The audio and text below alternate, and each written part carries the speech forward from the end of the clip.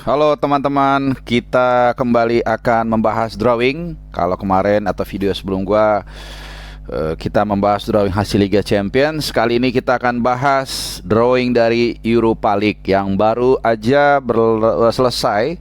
Tadi sekitar jam setengah 7 malam ya. Ini hari Jumat gue rekam.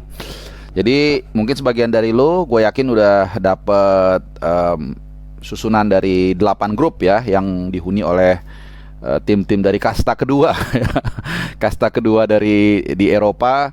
Tapi ya ini juga menjadi jalan bagi tim-tim tersebut untuk bisa ke jenjang yang berikutnya. Karena kita tahu seperti tahun lalu Eintracht Frankfurt juara Europa League dan masuk ke Liga Champions ya. Jadi hadiahnya lumayan dibandingkan ketika awal pertama kali ajang ini digulirkan, tidak semewah saat ini. Oke, jadi gua akan bahas ada 3 sampai 4 tim lah. MU, Arsenal, kemudian juga AS Roma dan sedikit Lazio ya, akan ada di grup masing-masing, dan seperti apa kira-kira peta persaingan dan peluang mereka.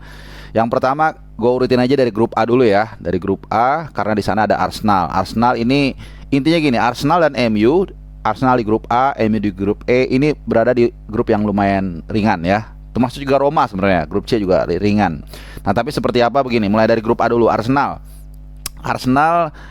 ini pertama mereka saat ini atau musim ini punya skuad yang sangat mumpuni ya, dan bukan hanya gue yang ngomong, banyak orang juga mengatakan mereka mendapatkan missing puzzle yang hilang musim lalu, yaitu Zinchenko dan Gabriel Jesus. Jadi dengan skuad yang lumayan tebal, apalagi Saliba balik, rasa-rasanya sih mereka punya kans ya untuk main konsisten di 3 sampai 4 kompetisi, di Liga Inggris, di Europa League, kemudian di FA Cup, dan juga di Piala Cilok ya, atau Piala Liga.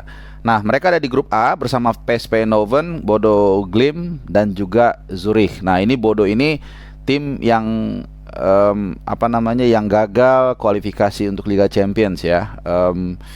Mereka itu di playoff itu kalah sama Dinamo Zagreb ya, dan ini tim yang musim lalu ikut di Conference League, kalau dulu ingat sempat ngalahin Roma ya. Nah, kita akan lihat lagi mana tadi ya. Oh, ini oke. Kemudian ada Zurich ya. Terus terang gue nggak tahu Zurich seperti apa, tapi rasa-rasanya ya tim dari Swiss kan nggak pernah ada yang terlalu moncer ya, kecuali yang gue tahu dulu itu Luzern Swiss, klubnya Kurniawan Dwi Wilanto. Jadi seharusnya dengan komposisi pemain yang ada, apalagi ada Saliba lagi kan, belakangnya lengkap lah, tengahnya juga oke. Gue rasa Arsenal nggak menemui kesulitan untuk bisa melaju ke babak berikutnya. Kita nggak bicara dulu sejauh mana mereka melangkah, apakah mampu mengulangi sukses tahun 2000, ya nggak dibilang sukses juga sih ya, bisa melangkah sejauh 2018-2019 saat mereka ke final di Azerbaijan sebelum dikalahkan Chelsea, atau nggak tahu sampai mana, tapi yakin gue mereka bakal lolos ya. Oke, itu dari Arsenal, dan juga mereka startnya juga oke musim ini dengan 9 poin dari 3 laga awal ya, berbanding terbalik dari musim lalu yang hanya 0 gol 0 poin, alias kalah 3 kali berturut-turut musim lalu tanpa ngegolin. Oke, kita ke grup C. Ini di AS Roma. AS Roma ini sebenarnya sama, ini tim favorit gue juga, dan startnya juga cukup baik ya, 2 pertandingan 6 poin, jadi full. Cuman memang ada sedikit kendala ya, untuk kaitannya dengan mengarungi kompetisi yang panjang. Zaniolo baru cedera 1 bulan, kemudian Wijnaldum yang tadinya sangat dibutuhkan sebagai poros di lini tengah dari Roma, tapi cedera nggak tahu 4 bulan kalau nggak salah, lumayan lama. Tapi ya grupnya lumayan gampang. Ini Ludogorets, Real Betis, dan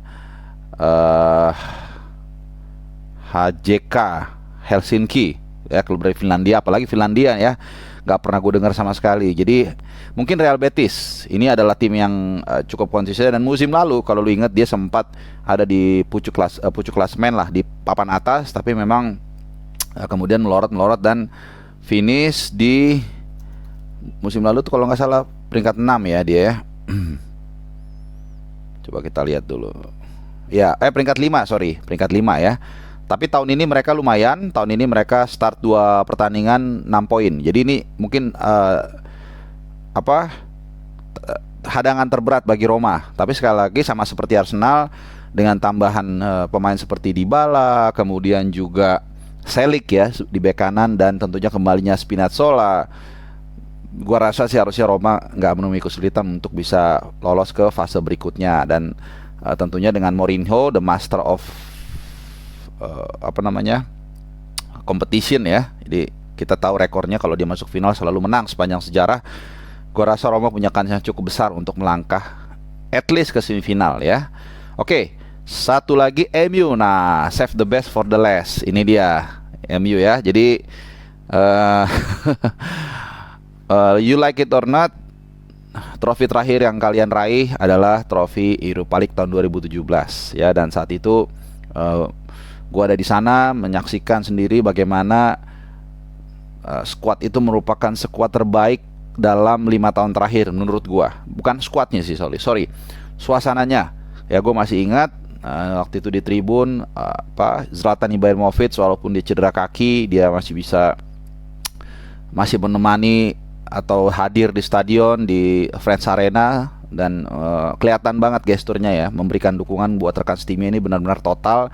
Dan itu kan juga yang ditunjukkan di AC Milan, walaupun dia tidak bisa bermain week in week out, bahkan dengan segala keterbatasan cederanya dia tetap memberikan dukungan dan akhirnya juara. Jadi itu terakhir kali gue lihat MU suasananya harmonis ya. Tapi kita nggak tahu karena kelihatannya kemarin sedikit sudah mulai menemukan titik terang, dan titik terangnya lagi adalah mereka berada di grup yang juga sama menurut gue relatif gampang ya. Ada Sheriff Tiraspol, ini tim, nah ini agak sedikit mungkin tantangannya jaraknya ya. Kemudian Omonoia, nah ini kita lihat, gue juga nggak tahu nih tim dari mana nih. Omonoia, Siprus ya kalau nggak salah. Omonoia FC. Oh ini dia. Ini dari iya benar dari Siprus ya. Nah, oke, dari Siprus. Nah, yang berat adalah kenapa mereka harus terbang cukup jauh ya. Jadi gue baca di sebuah situs, ini ke Siprus itu terbang dari Inggris itu 6.500 km lebih. Nah, kalau lu nggak ada bayangan sejauh apa, gini aja, jarak dari Sabang sampai Merauke itu sekitar 5.000-an kilometer gitu. Jadi kalau ini ya lebih lagi, mungkin sampai Papua Nugini. Jadi cukup jauh, mungkin penerbangannya membutuhkan waktu sekitar 6 jam kurang lebih ya, lebih dari 5 jam seharusnya. Nah, ini yang mungkin sedikit tantangan buat MU, tapi tentu saja ini klub yang ya boleh dikatakan mungkin beda 10 kasta ya dari MU. Oke. Satu lagi Sociedad ini mungkin sama seperti Arsenal tadi, ada PSV Eindhoven-nya, ada Jinx-nya, ada yang beratnya. Roma juga ada Betis-nya. Nah, Sociedad ini adalah tim yang mungkin paling bisa atau punya peluang untuk mengganggu perjuangan MU untuk lolos ke fase berikutnya. Ya, ini tim yang musim lalu finish di peringkat 6 kalau nggak salah ya. Kita lihat, mastiin aja daripada salah. Iya, peringkat 6. Cuman kalau kita lihat komposisi pemain ini ya bagus lah. Ada Oyarzabal, ada David Silva, masih ada ya pemain senior. Kemudian juga ada pemain Jepang Takefusa Kubo ya, walaupun nggak selalu inti tapi tetap Sociedad ini sangat berbahaya. Dan seberapa besar peluang bagi MU untuk lolos ke fase berikutnya? Sekali lagi gue katakan Erik ten Hag punya program rebuild tim dengan baik ya. Tapi kembali lagi kepada leadership dia, mampukah dia mengharmoniskan ruang ganti MU yang kemarin lawan Liverpool berani dia lakukan dengan baik.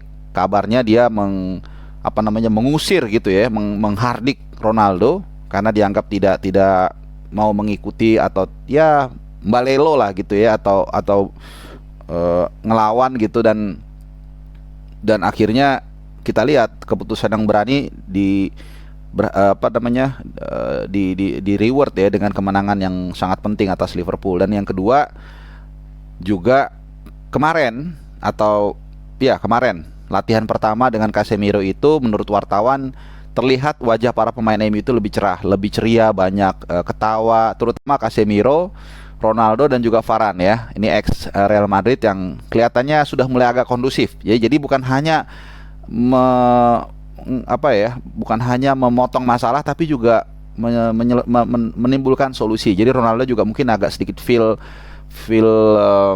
ada bonding dengan kehadiran Casemiro, dan kita tahu kemampuan Casemiro seperti apa ya. Dan ini akan, gue pikir MU punya peluang bukan hanya ke semifinal ya, minimal semifinal deh. Gue nggak mau bilang ke final dulu ya. Jadi itu tadi yang punya peluang menurut gue: Arsenal, Roma, MU, dan mungkin tim kejutan di sini mungkin Feyenoord ya. Feyenoord karena semangat Rotterdam. Dan oh ya, satu lagi Lazio, gue hanya singgung sedikit seperti yang gue bilang tadi. Lazio ini ada di grup F. Lazio, Feyenoord tadi, Midland, dan juga Sturm Graz ya. Ini tim dari, kalau nggak salah dari Belgia ya, Sturm Graz ya. Gitu ya. Lazio juga punya peluang lah untuk lolos ya. Tapi kalau untuk ke semifinal mungkin gue lebih megang Feyenoord, Man United, Roma, dan Arsenal. Oke, mungkin lu punya jagoan tersendiri siapa yang akan ke semifinal Piala Europa League atau mungkin juara? Tinggalkan komen lu di bawah. Tenang aja, nggak go offin ya. Oke, terima kasih. Itu tadi rangkuman hasil drawing Europa League babak grup musim 2002-2023. So, terima kasih udah nonton. Tetap jaga kesehatan. Selamat hari Jumat. Semoga lu happy di akhir pekan ini, dan sampai jumpa. Ciao.